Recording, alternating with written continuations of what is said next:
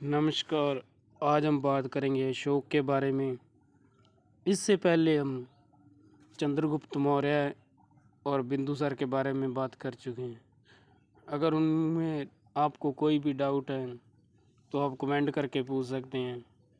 तो अगर आपने पहले वाली वीडियो नहीं देखी तो आप पहले वाली वीडियो देख लें, जिससे आपको मौर्य के बारे में पता चलेगा।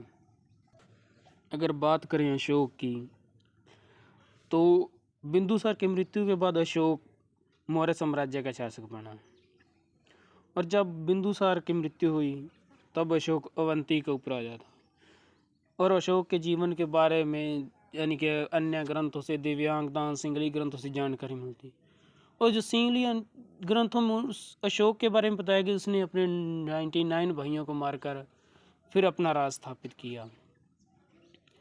और अगर बात करें अशोक की, तो अशोक के 5वें अभिलेख में उसके जीवित भाइयों के बारे में और परिवार के बारे में जानकारी मिलती है। अगर बात करें अशोक का नाम अशोक, तो वो सबसे पहले मौर्य अभिलेख में मिला। और अशोक ने श्रीनगर राज की स्थापना की। यह हमें कैसे जानकारी मिलती है, तो ये क्लहन जिन्होंने क्या राजतरंगिणी की रचना की, उसमें श्रीनगर के बारे में बताते हैं कि अशोक ने श्रीनगर की स्थापना की। और उसमें यह भी बताया गया कि अशोक शैव धर्म को मानता था। और अशोक के एक अभिलेख में उसकी पत्नी कारुवकी और तीव्र के बारे में भी जानकारी मिलती है। अगर बात करें अशोक के साम्राज्य की, तो ये उत्तर पश्चिम अफगानिस्तान से लेकर कर्नाटक तक फैला हुआ था। और इधर अगर बात करें पूर्व की तरफ, तो बंगाल तक फैला हुआ था। और राज्य जब उसके राज को 8 साल हुए तो उसके बाद उसका कलिंग का युद्ध हुआ, जिसमें काफ़ी ज़्यादा नरसंहार हुआ, जिसमें लगभग 1 लाख तो सैनिक मारे गए और 1.5 लाख घायल हुए। जिससे अशोक ने क्या, उसका मन प्रभावित हो गया और उसने ये युद्ध की नीति छोड़कर धम्म नीति अपनाई, जिसमें धम्म नीति में वो सभी को बराबर मानता था। और आज देखते हैं इसके बारे में कुछ और जानकारी। तो शुरू करते हैं अशोक के बारे में। तो अगर बात करें अशोक की, तो अशोक का जो राज का समय था वो 273 बीसी से 236 बीसी तक। अगर बात करें अशोक के पिता की, तो बिंदुसार, माता का नाम शुभदांगरी और जन्म 304 बीसी पाटलिपुत्र में हुआ। अगर मृत्यु की बात करें तो 232 बीसी में उसकी 5 रानियां थी, देवी, असंख्य मिश्रा, पद्मावती, तस्य रक्षता और कारुवकी। अगर बात करें कारुवकी की, तो ये उसकी सबसे यानी कि जिसने उसको प्रभावित किया रानी थी। अगर बात करें बेटे, तो तीवर, कुणाल, जालौक और महेंद्र वर्मन। और बेटी थी संग मिश्रा। ये उसके परिवार के बारे में जानकारी इसे देखते हैं आगे। बिंदुसार की मृत्यु के बाद मौर्य वंश का शासक कौन, अशोक बना। और मौस की अभिलेख में सबसे पहले उसका नाम अशोक के बारे में जानकारी मिलती कि उसका नाम अशोक था। और तक्षशिला और अवंती का पहले उपराजा था। और अशोक ने श्रीनगर की स्थापना की विस्ता नदी के किनारे। और अगर बात करें इसके बारे में जानकारी, तो राजतरंगल की गृहिणी में और अन्य नाम थे देवनाम, प्रिय, राजा। ये भी इसके अभिलेखों में जानकारी मिलती है। अब कलिंग पर आक्रमण, तो कलिंग पर आक्रमण 261 बीसी में राजा बनने के 8 साल बाद। अगर कारण हो, तो अर्थशास्त्र जो कौटिल्य ने लिखी, उसमें उसने बताया कि कलिंग पर के जो हाथी थे वो काफ़ी प्रसिद्ध थे। और इन्हीं हाथियों को प्राप्त करने की लालसा से जो कलिंग पर अशोक ने आक्रमण किया। और इससे क्या काफ़ी ज़्यादा नरसंहार हुआ। तो अगर बात करें कलिंग पर, तो उस टाइम नंदराज का शासक था। वहाँ का कलिंग का राजा नंदराज था। और 13वें अभिलेख में अशोक ने इसके बारे में जानकारी दी कि उसमें 1 लाख लोग मारे गए और 1.5 लाख लोग घायल हो गए। ये अशोक का 13वां अभिलेख था, जिसके बारे में उसने जानकारी दी कलिंग के युद्ध के बारे में। और इस युद्ध के बाद अशोक ने धम्म घोष की नीति अपनाई। अगर बात करें धम्म नीति की, तो इसमें क्या था कि धम्म का अर्थ इसमें यह बताया गया पाप से निवृत्ति, यानी कि विश्व के कल्याण के लिए। और ये क्या सहिष्णुता की नीति अपनाई, यानी कि सभी धर्मों को मानने लगा इसके बाद अशोक। तो कलिंग के युद्ध के बाद अशोक ने क्या धम्म नीति अपनाई। और मोगलीपुत्र से प्रभावित होकर क्या वो ये मोगलीपुत्र ये बौद्ध थे, इससे प्रभावित होकर वह क्या बौद्ध बन गए। उन्होंने सारनाथ का स्तंभ, सांची का स्तूप और कौशाम्बी के स्तूप का निर्माण करवाया। और इन स्तूपों के बारे से हमें क्या है, जो अशोक है उसके बौद्ध होने की जानकारी मिलती है। अशोक ने 3 गुफाओं का निर्माण करवाया। उसमें कौन थे? कर्ण चौपड़, सुदामा और विश्व झोपड़ी। ये के बराबर, यानी कि जो आजीविक संप्रदाय के सन्यासी थे उनके लिए क्या इन्होंने ये 3 गुफाओं का निर्माण करवाया, जिसमें एक कर्ण चौपड़, सुदामा और विश्व झोपड़ी। अगर बात करें अशोक के 7वें अभिलेख में, तो उसके सहिष्णुता होने के बारे में जानकारी। सहिष्णुता यानी कि सभी धर्मों का बराबर, सभी धर्म एक समान को मानने लगा वो।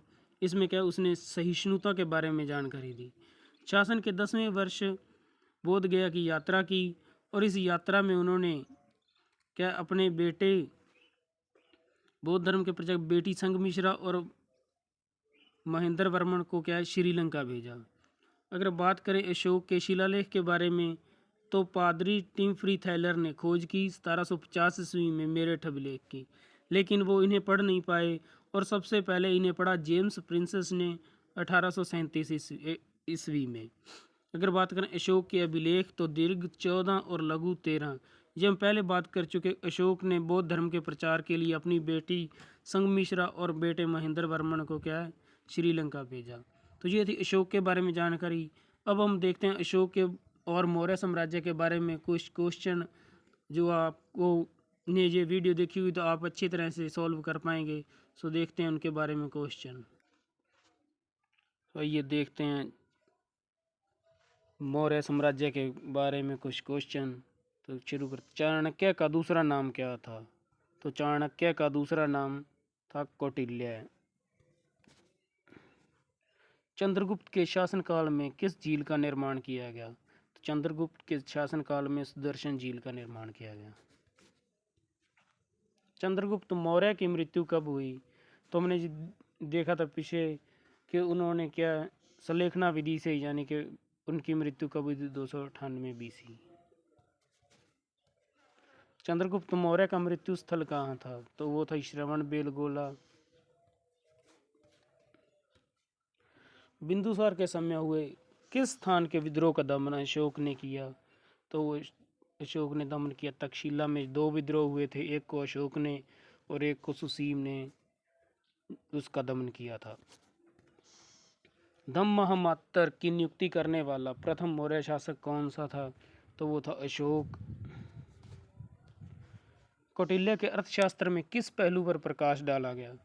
तो उसमें क्या राजनीतिक नीतियों के बारे में प्रकाश डाला गया। अशोक के शिलालेखों में प्रयुक्त भाषा कौन सी थी? तो उनमें प्राकृत भाषा थी। मैगस्थनीज के द्वारा लिखे गए पुस्तक का नाम क्या था? तो मैगस्थनीज ने इंडिका पुस्तक लिखी थी। प्रथम भारतीय साम्राज्य किसके द्वारा स्थापित किया गया था? वो चंद्रगुप्त मौर्य के द्वारा। अशोक ने 261 ईसा पूर्व में कलिंग को जीतने के बाद क्या किया? तो अशोक ने भारी रकाबचाप देखकर युद्ध की नीति को सदा के लिए त्याग दिया, और कौन सी नीति अपनाई? तो दम। किस राज्य देश में अशोक के व्यक्तिगत नाम का उल्लेख मिलता है? यानी कि अशोक के नाम के, अशोक के बारे में सबसे पहले जानकारी तो मौस्की अभिलेख में। श्रीनगर की स्थापना किस मौर्य शासक ने की? तो अशोक ने। और इस नगर की स्थापना के बारे में जानकारी तो कलहण की राजतरंगिणी। इससे हमें क्या है अशोक के बारे में जानकारी मिलती कि इन्होंने श्रीनगर की स्थापना की। अशोक के बारे में जानने के लिए सबसे महत्वपूर्ण स्रोत क्या है? तो वो है शिलालेख। यानी कि अशोक ने अपने जीवन के बारे में काफ़ी शिलालेख लिखवाए थे। मौर्य कला का सबसे अच्छा और प्रसिद्ध नमूना कौन सा है? तो है स्तंभ। मौर्य वंश का अंतिम शासक कौन था? तो ये था वृद्धरथ। मौर्य वंश का अंतिम शासक था। सो ये थे आज के मौर्य और अशोक के बारे में, और हमने क्वेश्चन भी देखे। उम्मीद है आपने नोट भी कर लिए होंगे। तो ये थे अशोक और मौर्य के बारे में जानकारी। आपने ये क्वेश्चन भी अटैम्प्ट किए होंगे। उम्मीद है आपको पसंद आ रहे होंगे। आज के लिए अशोक के बारे में इतना। और अगर जो क्वेश्चन हमने पहले कॉन्सेप्ट में डिस्कस नहीं किए वो हमने क्वेश्चन में डाल दिए। तो इसके आपका क्या है कि मौर्य वंश कंप्लीट हो चुका है अब। तो मौर्य वंश का अंतिम बृहद्रथ इन्होंने ऐसा कोई काम नहीं किया कि जिनके बारे में बात की जाए, लेकिन अब इसके आगे हम अपनी हिस्ट्री कंटिन्यू करेंगे। So thanks.